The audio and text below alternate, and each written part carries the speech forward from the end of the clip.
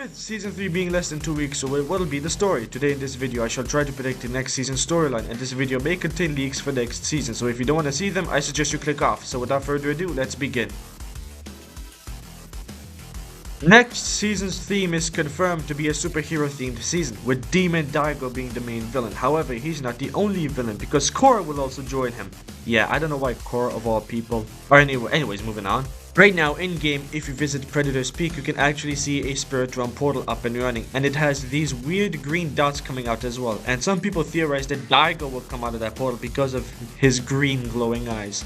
And as for Korra, I don't know why she's here. However, I have a theory. If you listen to the portal, you can hear female screams. Like, I'm not even joking. Here, have a listen.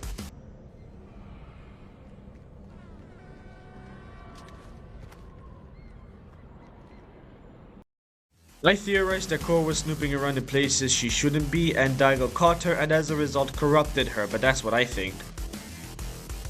Now, in order to theorize next season's storyline, it's only right to theorize as to how the Death Star sabotage event will go.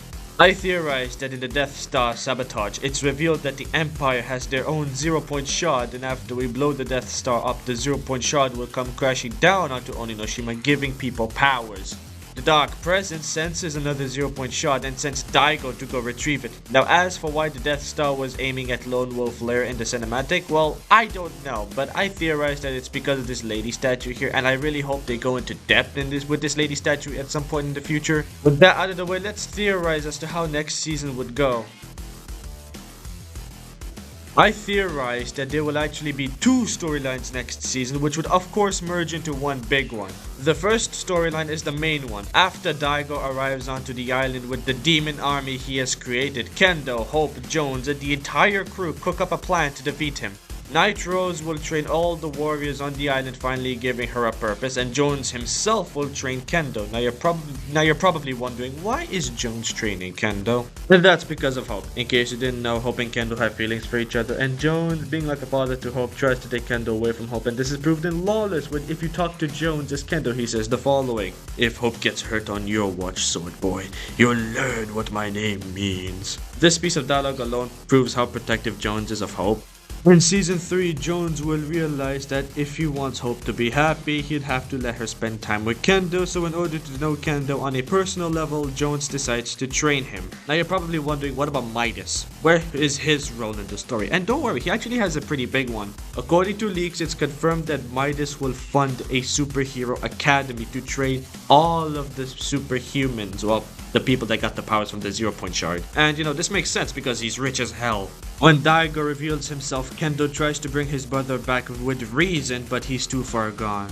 In the second storyline, Tauren is here, and yes, I am basing this second storyline off of Korra's return and the new Tauren skin. Tauren arrives onto Oninoshima to track Korra down because she's got a bounty on Korra. Korra here, now corrupted by Daigo, tries to finish Tauren off but fail. They go back and forth with each other but fail numerous times.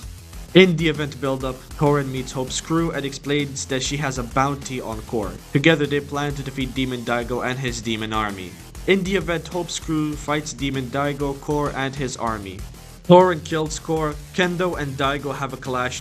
Kendo tries to reason with his brother once again, but like I said earlier, he's too far gone. After a long and grueling fight, Kendo has no choice but to kill his brother, so he does. In the aftermath, we get a glimpse of the Dark Presence, or at least a first look at the Dark Presence, and he is so enraged that he failed. And after the event, we get Daigo's funeral. Then the build-up for Season 4 begins.